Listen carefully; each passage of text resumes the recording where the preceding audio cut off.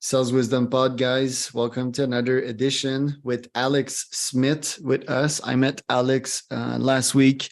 He is the founder of Leadeth. So we're going to talk about lead gen. We're going to talk about sales. We're going to talk about Alex's background, which is interesting. He had a couple of companies. DoorWeb is one. He started his entrepreneurial career probably 10, 15 years ago, which was already way back then. He started in print.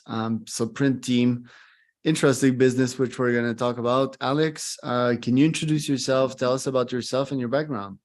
Yeah, certainly. Thanks for having me, Charles. Really a privilege to be joining you on this podcast. And hope I can add value to the guys listening. But a little bit about my background. So I basically brought up around working in my father's print shop. So he always had different businesses, property maintenance, and then he kind of set up a print business himself. So he bought a big traditional lithographical printing press, which he had in his garage.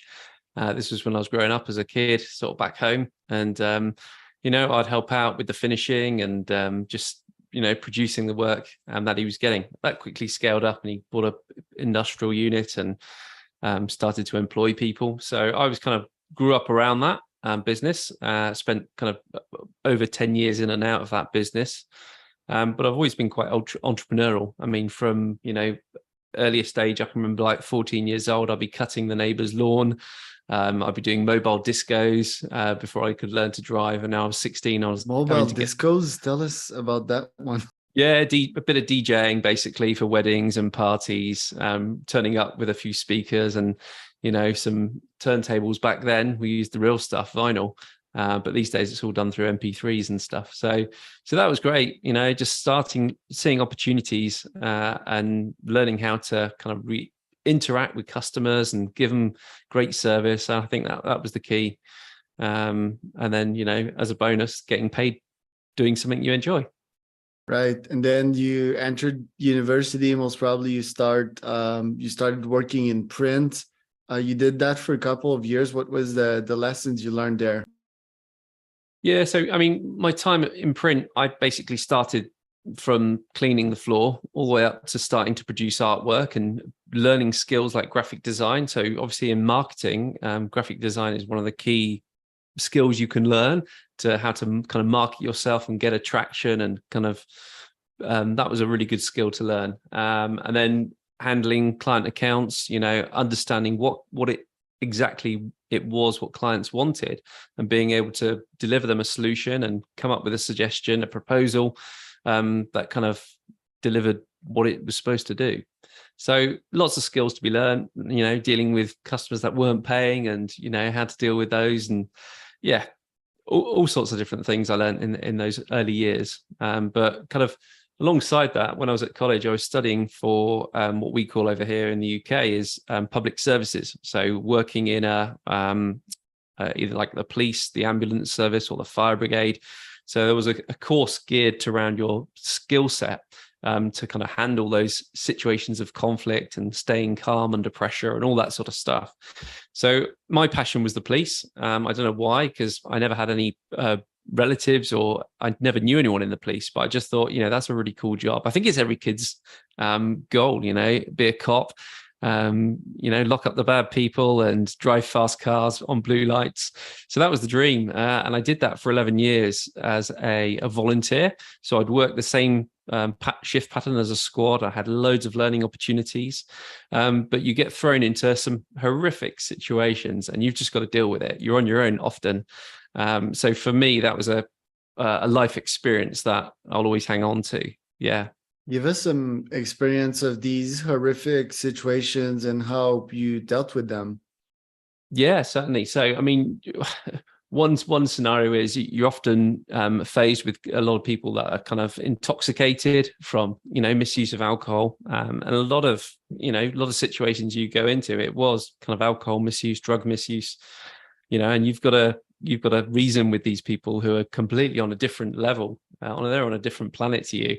But you learn tactics like the classic one was PAW.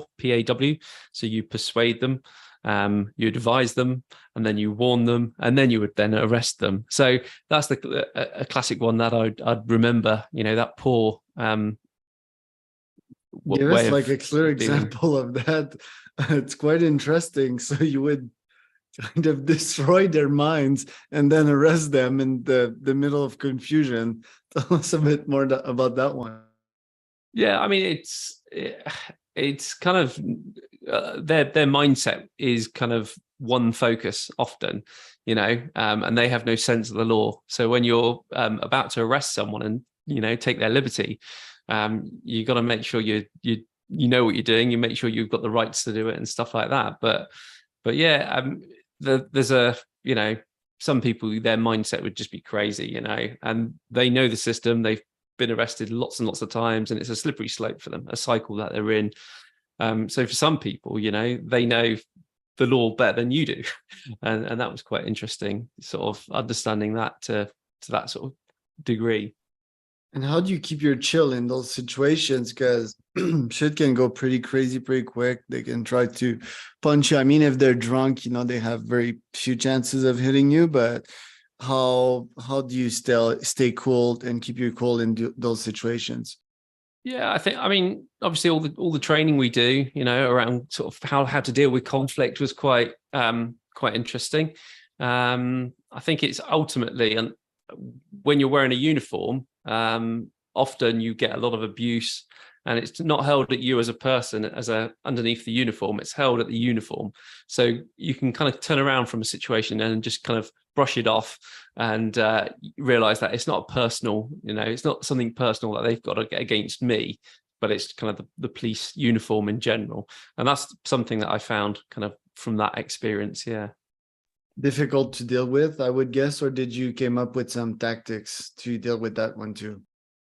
Yeah, I mean, there's scenarios where you don't know what to expect, and you'll go into a room and there'll be a body on the floor. It's been there for several weeks and it stinks, and that's quite haunting, and that smell will stay with you forever and ever. And then you've got to deal with that and help the undertakers get this body out of the scene, and get it in a bag, and you're in a lift, 6 flights up somewhere, so it doesn't fit in the lift, so you have to lift the bag up, right? And it's not very nice, not very pleasant experience going into those. And certainly road traffic collisions, which I specialized on, road traffic, and you were seeing motorcyclists who had been beheaded, and their head would still be in the helmet down the road further. And yeah, so there's some horrific scenes that you get exposed to in that job.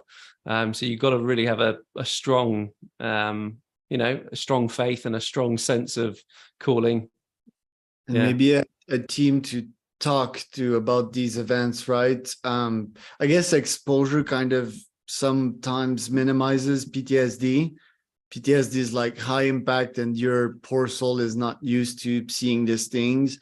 I guess police forces, emergency forces, they're used to see these things and they've reasoned with it. But yeah, it's pretty horrendous sights, right? That's why I was telling my wife the other day that, yeah, like me, I'm just a normal bloke, like I'm working in my business, but folks out there that work in these professions, they see like pretty gory thing on a daily basis, and I guess most of them got used to it. Stika, tell us a bit more about that one. You spent 10 years at Stika. Stika, still there. It's still a business of mine, still running it. I'm the MD. So Stika came about, I was working for the family print firm, and I just thought, I'm going to set up a business, a bit of extra money on the side. It was a side hustle. So I set up an eBay shop selling, basically it was a printed wallpaper design, but to go over a light switch sticker. So it'd be quirky patterns. Back then, when I first started it, I had no sense of copyright. So we were just producing Disney characters and stuff, which was a bit naughty back then. But they were selling, when I was selling 2 or 3 stickers a day, then it went up to 10, 20 a day. And then, before I knew it, the numbers were up to 200 stickers. You'd get home after a day's work, and then you'd bring home a pile of stickers that I printed from the office. And I'd have to invoice myself for those stickers through the family business. But it got to a point where I was bringing in, an equivalent or more income than my full-time job. And I was just doing this business a couple of hours a night, producing products, selling them, and the goods were coming in and going out the door, and the money was there. So I thought, let's go full time with this and see if it's been pretty reliable for a good year or so. So I went all out, bought myself a printer, had a commercial office, a factory where I put the printer in, and within 9 months employed my first full-time employee, who was a relative of mine. So yeah, he got involved and he still runs the business for me. And I've got a kind of about 4 staff now. So it generates a passive income, and it's it can be done. What was different is that we were the manufacturers of the product. We weren't drop shipping. So we had full control, and we could, that really helps. Whereas if you're reliant on too many other people in an e-commerce model, you get a lot of returns and you have to deal with that. Whereas if it's more profitable if you can actually make something physical and ship it out yourself. So yeah, that was a great experience. How did you find out what would be the trendy products before printing them and putting them on the website? Well, initially, it was identifying products that were missing in the marketplace. So you just do research, you do some searches, find some really good sellers from, competitors on other platforms, and you could see, there's a gap here. This product's not being sold on this platform, so let's just push it out and see what happens. But a lot of the products were innovative and personalized. So we used to do these family tree frames that basically were like a picture frame with a glass, and they were quite a deep frame. And on the inside, we would print on the back of the glass a picture of a tree with different names of people in your family. And it'd be quite a decorative product, a seasonal product, I guess. Christmas, they sold really well. People buy them as gifts. And it allowed me to be creative as well, because I love creativity. And it kind of combined business and creativity. Love it, because you took your main business and you were like, okay, I'm just gonna A/B test that, gonna print some product, have a Shopify storefront and so forth. You were successful at that, so much so that you hired your first employee. And also, I believe that DoorWeb came out of that, because it's like, it's a design firm, but it's also a print shop. So you kind of branched out two businesses out of this. Tell us a bit more about DoorWeb. So it never used to be called DoorWeb. Originally, it was a Nettle partnership. Nettle have got 170 studios all around the UK. I think some overseas as well now. Graphenia Group. So I became a partner, not a franchise. It was basically a partnership, a one-page agreement, which basically said I could use their name and use their systems. So they had a huge production facility based in the UK, up in Manchester. They would produce products for me and ship them out to clients. And I employed a full-time graphic designer. He was straight out of university, and he did all the kind of design work. I had a sales guy as well who was working back then. COVID came, scaled the team back, and then looked to an offshore business model with that business. But yeah, we were creating websites and offering digital marketing products for people. Built up to around about 35 websites, which I host still today and look after those clients. So again, a nice, easy, passive business model that was a kind of a bolt-on to what I was doing with the e-commerce websites. Yeah. COVID came, Leadeth came. How was COVID for you? It was the death and the life of some of your businesses, as I understand. It wasn't so much the death of any business, because when we had a print with Sticker, the print business, we had a B2B arm, which was health and safety signage. So in the space of about 2 months, we probably brought out more products than we'd brought out in the last 8 years in just 2 months. And they were all social distancing products, health and safety signage, keep 2 meters apart, all that sort of stuff. We didn't really milk it. Lots of people were just selling stuff high price at COVID, and really, and it wasn't the place to be doing that. So we just stuck with our same margins, producing this health and safety signage, floor graphics, posters, signs. And yeah, obviously COVID helped, because that really took off. And we did about, we did a year's worth of turnover in the space of 3 months. So we had a really bumper year and turned over £500,000 that year, just from the same team. It was the same 4 of us delivering it.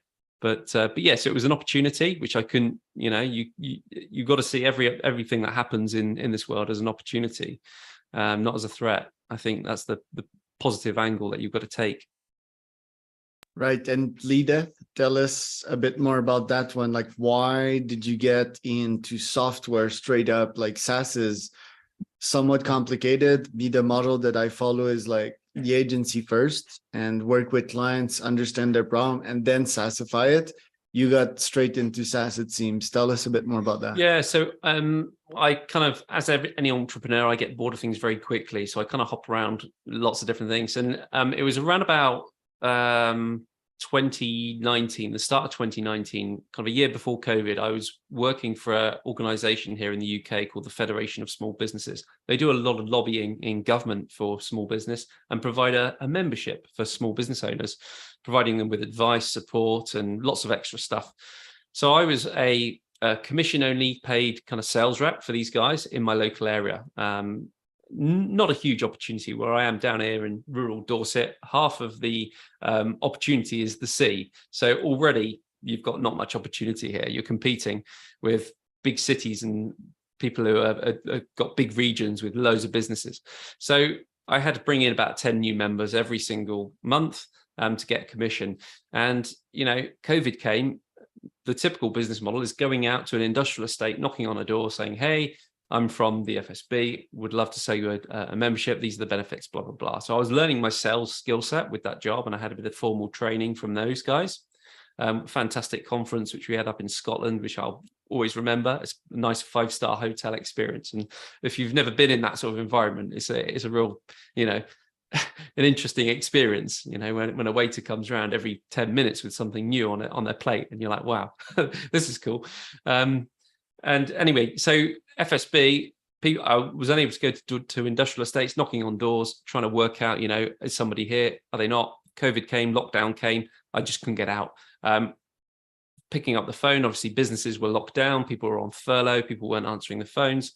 I thought there's got to be a solution out here where I can still bring in the numbers and utilize maybe something like LinkedIn, because that's a B2B platform. So I used LinkedIn and set up these automated campaigns, which would start to connect with small business owners in my local area, in my region, and kind of invited them to events and kind of build up a bit of a rapport with these guys. Got a meeting with them, and the meetings were all done through Zoom like this. And I was selling the memberships through Zoom. They were kind of signing up, and it was great. It worked so well that I ended up managing it for 15 to 20 other FSB reps. So that's when it became a great quality business. But obviously software is the heart of it. If you're managing it for 20 people, you need a very robust cloud-based solution that can do that. It's no good just having 20 different tabs open for every different LinkedIn user and doing a lot of automations that way. It just would never work. So I looked into solutions that would help me to do that, and predominantly white labeled solutions, people with the experience, people who have been developing stuff for many years, and it's proven. Obviously, LinkedIn is working so quickly in terms of development nowadays.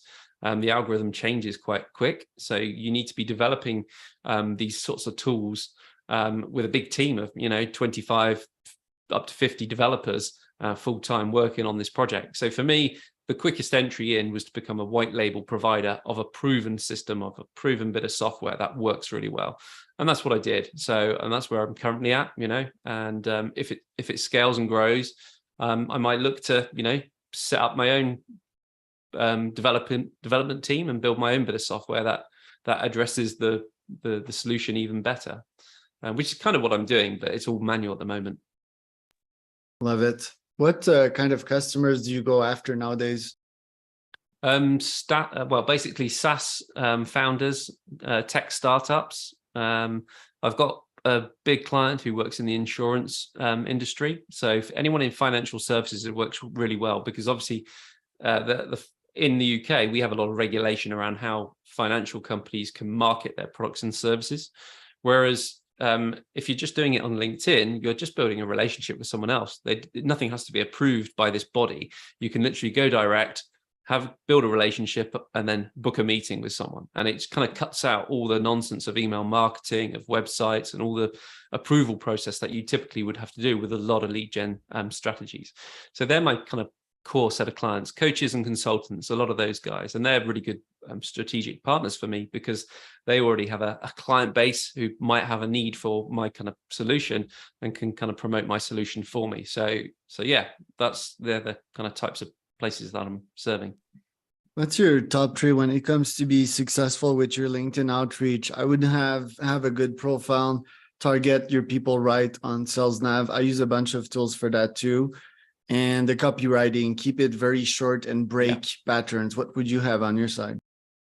Yeah, so I think I'm a big fan of Donald Miller's. I don't know if you've seen any of his stuff. He's got a book called Building a Story Business Brand. Simple stuff, and I've seen that book was a bit of a revelation for me. So I now adopt a lot of that, all about the value proposition and how to position yourself in the market, being a little bit quirky and different, and what is it that sets you apart.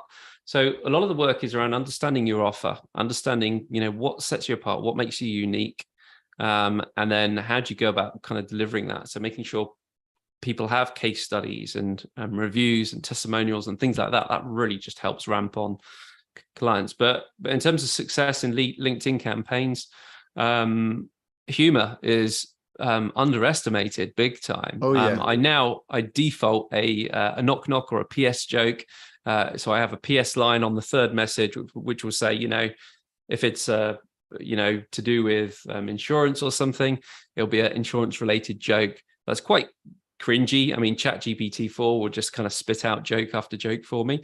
But what I'm seeing is more people using scraping. So scraping Google data, scraping client websites to get extra information about that client to then personalize it and tailor it to them. And that's what we're seeing. We're on the cusp of AI starting to come in deep into these software automation tools. Right. Yeah. You have around 5 months ahead of you to complete the year. What are your goals? I've seen your Lean Masterclass. What do you want to deploy next for this year? Yeah, I mean, so I basically started January was the start of the year. I did my first webinar live on LinkedIn, and it became this kind of masterclass model. I've got a 13-week program, and that's really nice because it means I can repeat it 4 times a year. Normally people have forgotten about it by the 13th week and they go back to the start and they just enjoy it. So I'd love to see that build out, see the numbers grow on that. The biggest strategy has been LinkedIn events with that. So I've not dipped into paid ads, so I need to be doing paid ads a bit more. So mindful of that strategy to drive more traffic into the lead magnet, which is the masterclasses. And the masterclasses are great fun. I just love hanging out there. It's providing value add strategies and tips to people, how they can kind of boost what they're doing on LinkedIn and leverage it. I've kind of used LinkedIn for my own business. So I've got a business where we sell, where we actually have a printer that can print a logo or a company name on a pen.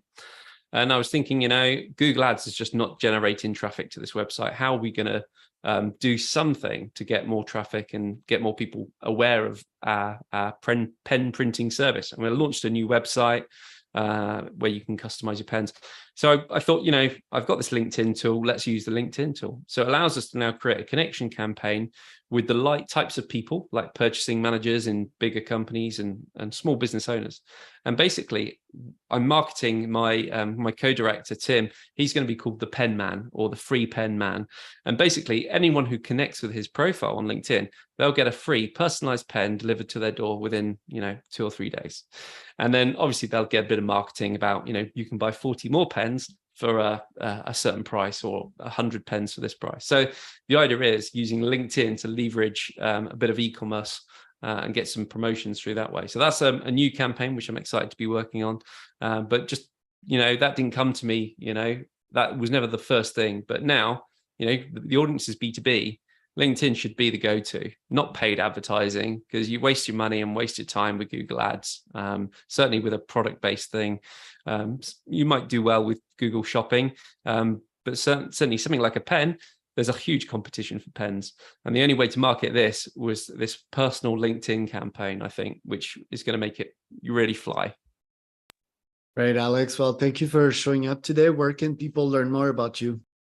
Yeah, so You can find me on LinkedIn, funnily enough, linkedin.com/in. And then my handle is comalex, COMMALEX. And that's where you'll find my LinkedIn profile, or reach out to me via the website, which is leadeth.io, leadeth.io.